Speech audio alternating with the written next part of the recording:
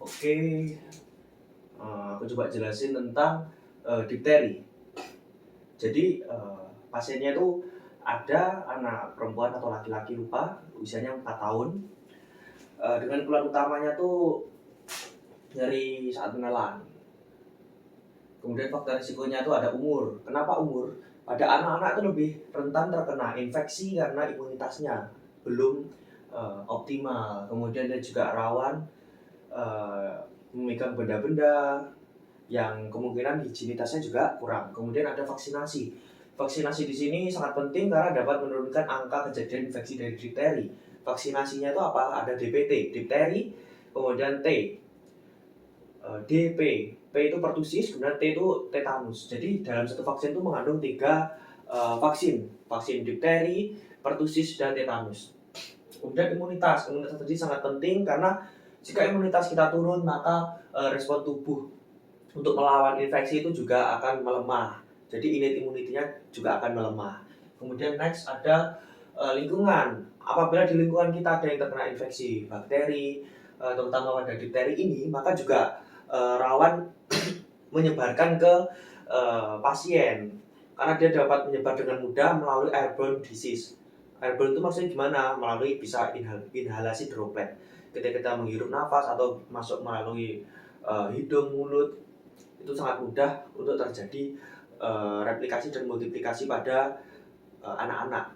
Kemudian ada higienitas. Higienitas di sini penting karena dengan rajin mencuci tangan sebelum memakan sesuatu, kemudian menggunakan masker, itu dapat mengurangi resiko terjadinya infeksi Corynebacterium diphtheria. Oke, lanjut. Jadi etiologinya tuh infeksi Corynebacterium diphtheria. Dia itu masuk melalui inhalasi droplet yang mengandung C. diphtheria. Dia kemudian akan masuk melalui upper respiratory tract. Nah, kemudian dia akan bermultiplikasi pada mukosa dan epitel respiratory tract, terutama pada nasofaring. Jadi sebelum dia bisa bermultiplikasi dan masuk pada mukosa dan epitelnya, ada respon tubuh yaitu pada epithelial barrier-nya. Kemudian ada juga respon innate immunity-nya. Nah, apabila dia bisa menembus barrier epitel tersebut, dia bisa bermultiplikasi, kemudian dia juga bisa berkembang biak pada bagian mukosa. Ketika dia berkembang biak di situ, dia akan memicu respon imun non-spesifik innate immunity. Nah, dia akan memicu migrasi atau aktivasi dari makrofag, kemudian makrofag coba untuk fagositosis untuk mengeliminasi dari bakteri tersebut. Kemudian makrofag akan mengeluarkan interleukin kemotaksis sehingga terjadi migrasi dari neutrofil. Makanya pada kasus ini terdapat leukositosis atau peningkatan dari sel-sel leukosit karena ada aktivitas imun pada pasien ini ketika ada infeksi difteri. Ketika bakteri ini bermultiplikasi pada mukosa dari epitel tadi, dia itu akan menghasilkan toksin. Toksinnya itu eksotoksin. Biasanya itu dikeluarkan oleh bakteri gram positif. Eksotoksin itu. Eksotoksinnya itu memiliki 2 segmen A dan segmen B. Segmen B itu untuk binding. Jadi dia untuk binding masuk ke sel-sel epitelnya. Kemudian untuk A itu active site-nya. Jadi dia itu sebagai zat-zat toksiknya. Ketika dia mengeluarkan eksotoksin, dia dapat menyebabkan inaktivasi dari EF2. Apa sih EF2 itu? Elongation factor 2. Fungsinya untuk apa? Untuk melakukan sintesis protein pada ribosom. Ketika ada inaktivasi dari EF2 menyebabkan gangguan sintesis protein. Sintesis protein ini terganggu sehingga lama-kelamaan akan terjadi kematian sel, nekrosis.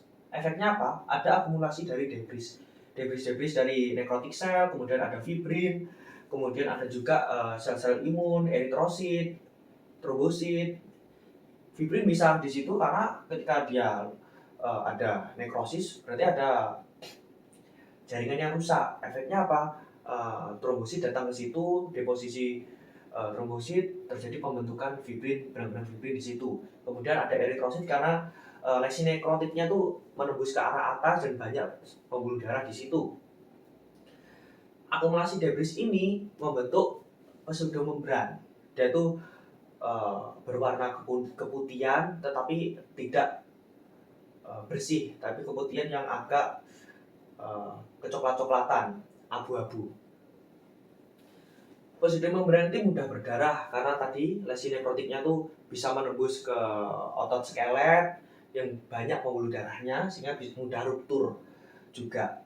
Ketika ruptur dia akan mengeluarkan darah. Kemudian pseudomembran ini juga progresif. Jika terjadi terus-menerus, dia bisa menyebabkan penyempitan dari lumen nafas. Efeknya apa? Ada obstruksi saluran nafas sehingga saat inspirasi terjadi stridor inspiratoir dan dapat juga menyebabkan ngorok karena penyempitan dari lumen tersebut. Oke. Eksotoksin ini juga dapat masuk ke aliran limfatik. Aliran limfatik merupakan salah satu sistem tubuh untuk imunitas. Jadi eksotoksin dan bakteri masuk ke area limfatik mengalir sampai ke cervical lymph node dan menyebabkan hiperaktivitas dari cervical lymph node. Efeknya apa sih? Terjadi pembesaran, hiperplasia, sehingga terjadi limfadenopati lymph node yang dapat menyebabkan bullneck. Kemudian karena yang pertama ada nekrosis tadi, kemudian ada respon innate immunity, respon makrofag tadi, terjadi respon inflamasi. Respon inflamasinya bisa sistemik dan lokal.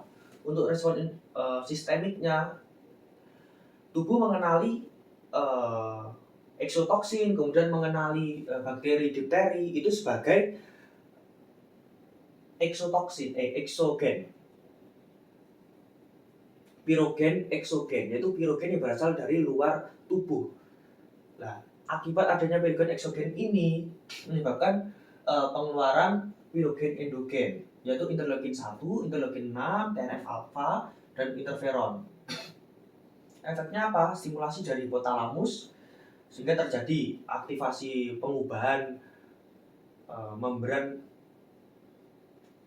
membrannya membentuk asam arachidonat. Jadi membran sel tadi akan terjadi pengubahan menjadi asam arachidonat sehingga memicu siklus COX-2 untuk stimulasi pengeluaran prostaglandin E2 yang dapat mengubah set point pada hipotalamus sehingga terjadi demam. Pada kasus ini ada demam 37,8 mungkin, lupa. Kemudian dia juga bisa memicu respon inflamasi yang lokal pada daerah tersebut. Ada pengeluaran dari prostaglandin E2 dan bradikinin. Untuk prostaglandin tersebut fungsinya untuk menstimulasi, meningkatkan sensitivitas dari nociceptor. Sedangkan untuk yang bradikinin itu fungsinya untuk stimulatornya dari nociceptor. Karena nociceptor itu sangat peka terhadap zat kimia. Setelah aktivasi dari nociceptor, impulsnya itu akan diantarkan melalui saraf aferen. Saraf aferennya itu melalui nervus 9 cranialis atau glossopharyngeus. Ya, seingatku. Glossopharyngeus bersamaan dengan nervus vagus dan nervus trigeminus 10 dan 5. Kemudian dia akan bersinaps di talamus, terjadi proses modulasi